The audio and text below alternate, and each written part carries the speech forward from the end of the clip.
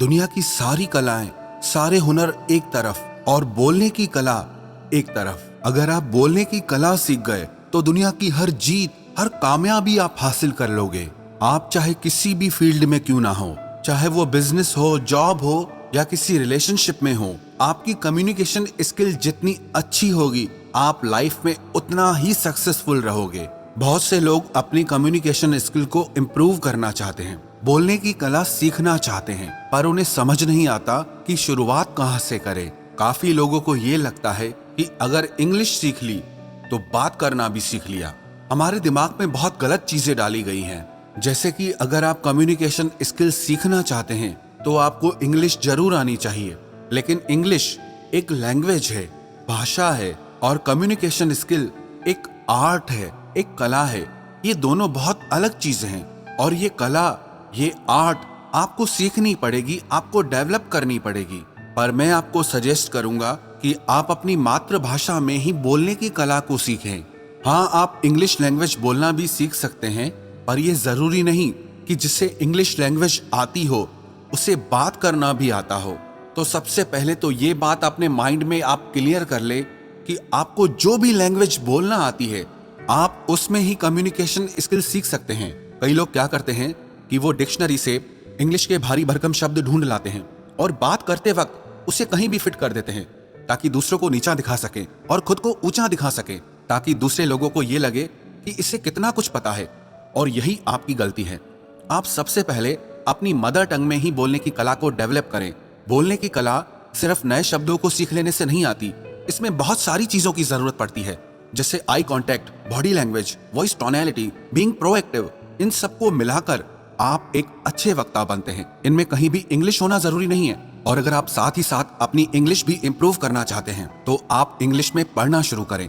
एक डायरी बनाएं, उसमें आप इंग्लिश में लिखना शुरू करें। अगर आप कुछ सुनते हैं या देखते हैं तो आप सुनकर, देखकर भी अपनी कम्युनिकेशन स्किल को इंप्रूव कर सकते हैं। आप अपने ब्रेन को इस तरह से ट्रेन करें कि वो हर तरह से सीख सके। आप हर चीज का इस्तेमाल अपनी ग्रोथ के लिए, अपने इंप्रूवमेंट के लिए कर सकते हैं।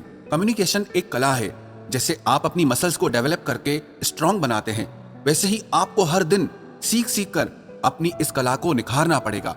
एक फेमस कोट है, communication works for those who work at it. अगर आप अपनी बोलने की कला पर काम करेंगे, उस पर मेहनत करेंगे, तो वो कला आपके लिए काम करेगी। अगर आप अपने बोलने की कला पर मेहनत करेंगे, तभी आपके बात करने के तरीके में अंतर आएगा, परिवर्तन आएगा। जिंदगी का एक नियम है, एक कानून है कि आप जिंदगी में जो भी कुछ पाना चाहते हैं, उसके लिए आपको कीमत तो चुकानी ही पड़ेगी। If you want something, you must pay the price. Nothing is free. अगर आप जिंदगी में कुछ खरीदना चाहते हैं और जितनी अच्छी उसकी क्वालिटी खरीदना चाहते हैं, तो आपको उसकी उतनी ज्यादा कीमत भी चुकानी पड़ेगी। पर जिंदगी के इंप्रूवमेंट में पैसों से काम नहीं बनेगा। कुछ लोगों को लगता है कि मैं पैसे से सब कुछ अचीव कर लूंगा। It's not gonna happen. अगर आप एक सुंदर, स्वस्थ और फिट शरीर बनाना चाहते हैं तो आपको खुद उसके लिए वर्कआउट करना होगा। आपको खुद उसके लिए डाइट कंट्रोल करना पड़ेगा, मेहनत करनी पड़ेगी। अगर कोई और आपके लिए वर्कआउट करे, डाइट कंट्रोल करे, तो उससे आपकी बॉडी अच्छी नहीं बनने वाली। उसके लिए आपको खुद मेहनत करनी पड़ती है। और आप अपनी जिंदगी में अच्छे रोल मॉडल चुनिए, जैसे न्यूज रिपोर्टर हैं, जर्नलिस्ट हैं, अच्छे स्पीकर्स हैं, जिनके बोलने की कला अच्छी है। आप उन्हें सुनिए, उन्हें ध्यान से देखें कि कैसे वो अपनी बातों से, अपने शब्दों से सब लोगों को प्रभावित कर देते हैं। आप उस कला को सीखें कि कैसे कोई एक व्यक्ति हजारों लोगों को प्रभावित कर देता है, और मैं उस चीज को कैसे कर सकता हूँ। कहते हैं कि शब्द हमारे बोलने की कला का सिर्फ 7% हिस्सा होते हैं। बॉडी लैंग्वेज बहुत इंपॉर्टेंट है। आपकी आवाज, आपके बोलने का तरीका, आपका बॉडी पोस्चर, आपके बोलने का टोन, आपके बोलने का साउंड, ऐसी बहुत सारी चीजें हैं। सिर्फ शब्दों को सीख लेने से आप बोलने की कला में एक्सपर्ट नहीं हो जाएंगे। साथ ही साथ आपको ये सारी चीजें सीखनी पड़ेंगी। अगर आप मन में ये सोच ले कि मुझे इस कला को सीखना है क्योंकि मुझे इस कला से बहुत फायदा होने वाला है। अब उदाहरण के तौर पर आपके पास 100 आइडियाज हैं किसी काम के लिए, लेकिन अगर आप उन्हें लोगों के सामने अच्छे से प्रेजेंट करना नहीं जानते, अपनी बातों को रखना नहीं जानते, तो उन आइडियाज का कोई मतलब नहीं। और कोई दूसरा इंसान आएगा, उसे अपने आइडियाज को अच्छे से रखना आता है, अच्छे से एक्सप्रेस करना आता है, तो उसके आइडियाज सुने भी जाएंगे, माने भी जाएंगे और अप्रिशिएट भी किए जाएंगे, और वो आगे निकल जाएगा। फिर आप बोलोगे इसका गुड लक अच्छा था, लेकिन बात इतनी सी है कि वो कम्युनिकेशन स्किल में अच्छा है और आप उसमें वीक हैं, इसीलिए वो आगे निकल गया। लेकिन आप भी अपनी कम्युनिकेशन स्किल को डेवलप कर सकते हैं। कोई भी इंसान पैदा होने के साथ बोलने की कला को सीख के नहीं आता है। हर किसी को इसे सीखना और समझना पड़ता है। जैसे कि आप अपनी मसल्स पे जितना ज्यादा मेहनत करेंगे वो उतना स्ट्रांग हो जाएगी, ऐसे ही आप इस पर जितनी मेहनत करेंगे उतना ही आप इसमें अच्छे होते जाएंगे। आपको जहां बात करने में डर लगता है आप वहां जरूर बात करें। पब्लिक स्पीकिंग से, माइक पे बोलने से बहुत लोग डरते हैं। लोग रिजेक्शन से डरते हैं कि लोग मेरे बारे में क्या सोचेंगे, लोग मुझ पर हंसेंगे।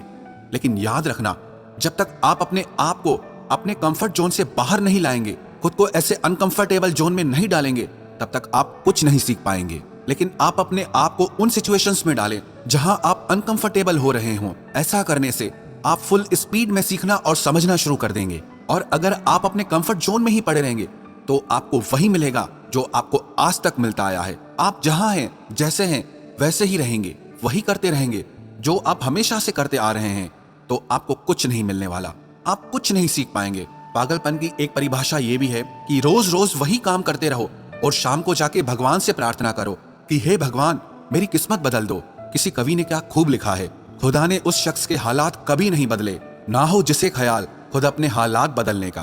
तो इसीलिए आप भी आज ये तय कर लो कि आपको अपने हालात खुद बदलने हैं और इसी साल में बदलने हैं। अगर कुछ सीखना चाहते हो ना, अगर कुछ बनना चाहते हो, तो वो करो जो आपको मुश्किल लगता है, तो वो करो जो आपने आज तक नहीं किया। आप वो करो जिसे करने में आपको डर लगता है, जो आपको मुश्किल लगता है। सिंपल सा रूल है, if you want something you must pay the price.